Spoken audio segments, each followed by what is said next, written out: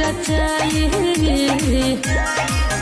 भले 2 कट्ठा बेचाई 47 की नाई चली ओकरे पगोली जवन डोली लेके जाई भले 2 कट्ठा बेचाई 47 की नाई चली ओकरे पगोली जवन डोली लेके जाई। अरे नाना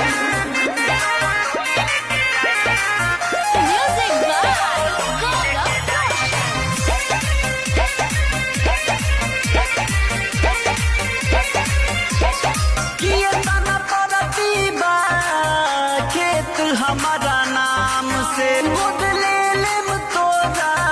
पूरा खानदान के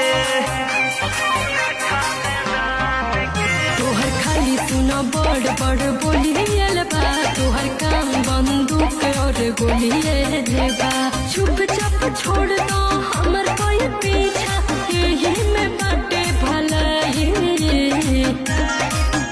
भले 2 कट्ठा बेचाई 47 की नाई चली ओकरे पगोली जवन डोली लेके जाई भले 2 कट्ठा बेचाई 47 की नाई चली ओकरे पगोली जवन डोली लेके जाई। हरी का